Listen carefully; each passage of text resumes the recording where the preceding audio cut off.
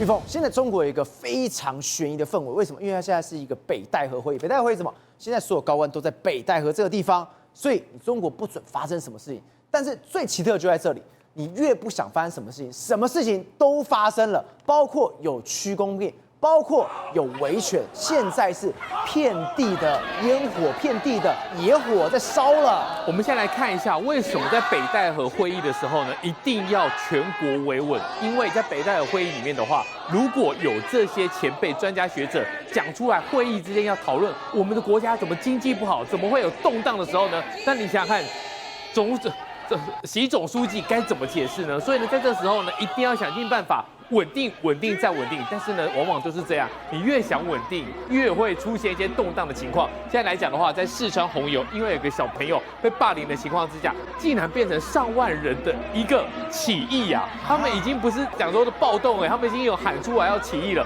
然后呢，警方他们的公安呢，用了这种运猪车一个一个清查，那已经场面几近失控，你知道吗？他们的网络上面看到了一个小朋友，13岁、14岁而已，然后呢被霸凌的情况之下，非常的可怕，带到一个废弃物的建筑物里面，然后呢开始扇耳光，然后呢扒来扒去，真的是非常可怕。然后大家轮流去揍他，揍完他之后呢，哇还要数数你知道吗？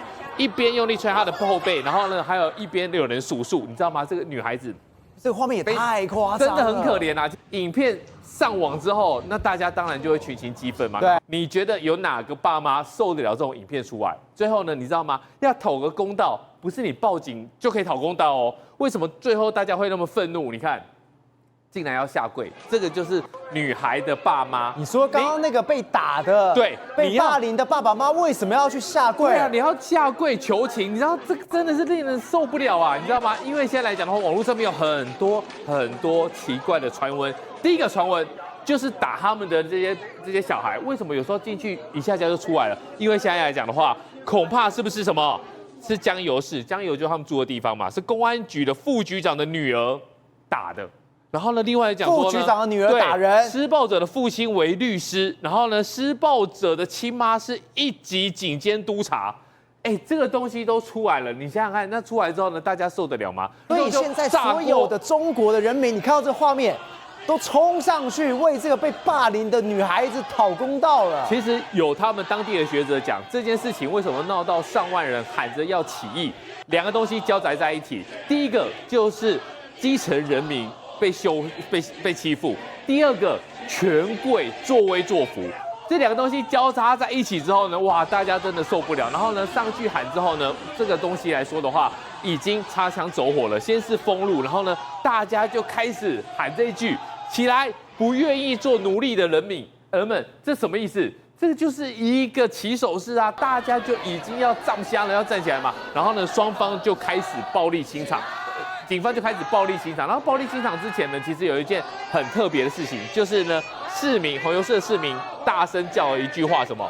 为人民服务。对，你仔细去看哦，10月1号的时候呢，都会有这一句，那是在北京天安门阅兵的时候。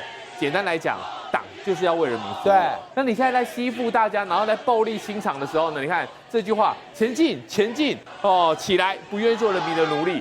这个东西来讲的话，双方最后怎么收拾？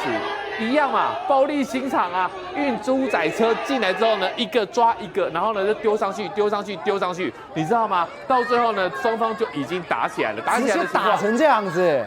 其实有点打红脸，尤其是当地的这个特警啊，在动手的时候呢，有一些民众外卖小哥想出来劝架，结果呢，警棍拿起来之后呢，就开始暴力打了，就是已经停不下来了。然后这个是。被打的这些抗议的群众啊，就开始把这些伤势放在他的脖子完全都是抓痕对这个东西来讲的话，就是大家受不了的一件事情，就是怎么把这个抗议民众打成这样。问题是你现在在北戴河会议期间，这些东西一而再再而三的在网上传播的话，会不会影响到习总书记？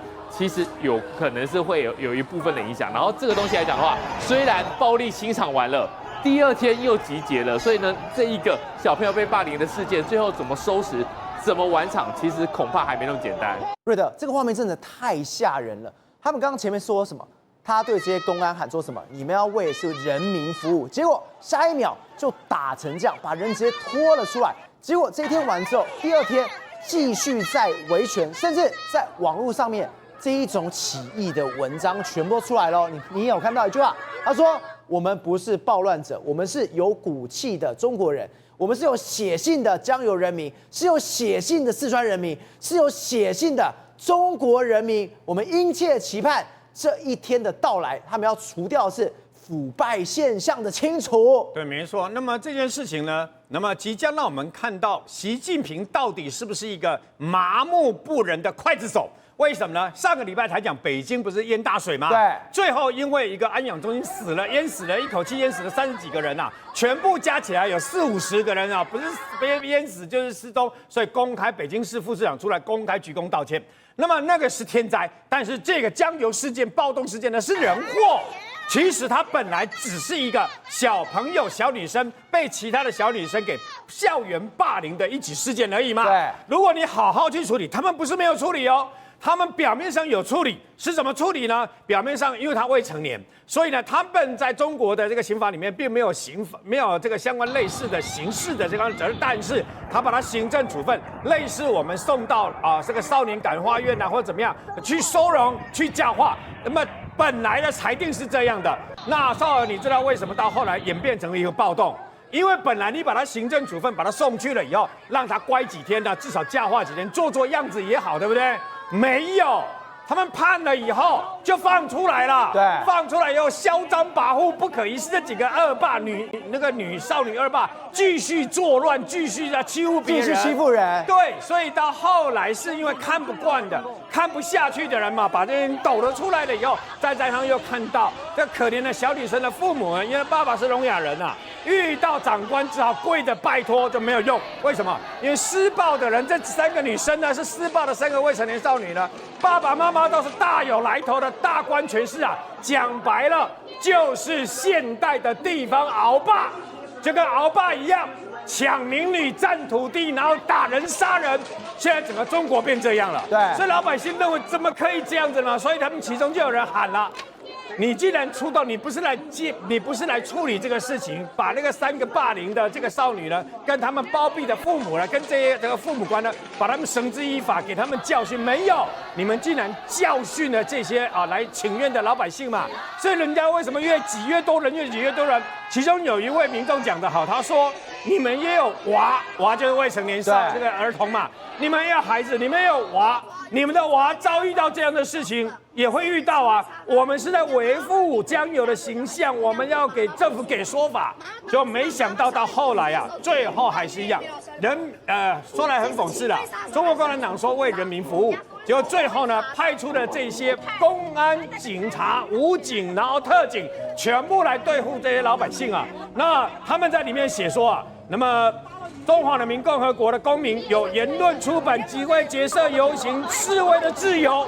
为什么老百姓啊受到你们这样警察的对付啊？所以说，后来这件事情扩大了以后，第1天被暴力镇压了以后，第2天还是集结，还有人在网络上面直接散播，所有被压迫的人联合起来，英雄的江油人民万岁，英雄四川人万岁，英雄的中国人万岁。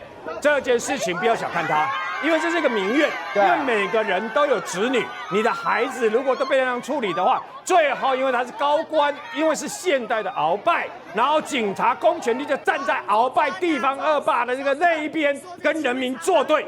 我告诉你，如果这个时候习近平为首的中共这些领导人还自由自在的在北戴河度假的话，不是不食人间烟火而已，是把人民当作刍狗般的凌虐。不要小看这把火，这把火继续烧下去的话，对中共政权将是很大很大一个威胁。你刚刚有特别提到，这是一个非常大威胁，但是在这个时刻，我们现在看到了，这是绵阳的特警竟然发影片来，我们看到那影片哦，我们看到什么？四川的江油明明就这么多人在包围，结果现在特警发影片出来，他们说什么？我的武器非常精良，我身体非常好，这代表什么？这是特警的武力展示吗？对，没错。什么叫特警？特别警察。那么特别警察，所以他受到很严格的，包括他的武术的训练、体能的训练，还有这些如何去制服啊，像他用这些手法，对不对？来制服这些歹徒啊。可是他对付的目标不是应该作奸犯科、做错事情的歹徒吗？对那么他又用，你看啊，用这个击破啦，啊，用盾牌啦，然后用枪械。你们捕捉的对象，你们对付的对象，不是那种欺负良民的汪洋大盗吗？怎么你们现在反过来了？这些他们在公布相关的这些特警的训练的画面的这个同时啊，真讽刺。为什么呢？因为本来是要去解救人质的，结果是把声援人质的老百姓踩在脚下痛殴，然后一个一个抓走，把他们丢到送猪的载猪的这个车子里面呢，当做暴民般的抓走啊。所以这个什么身为中国人为荣，这个什么以中国人为荣，这些都只是假的，人权、维权全部都是假的。为什么呢？因为在中国没有人权可言。宏观取材，厘清真相，犀利精准，深入剖析，时刻掌握关键，新闻时事不漏接。老时段，新气象，我是钟耀和，关键时刻2.0全新出击。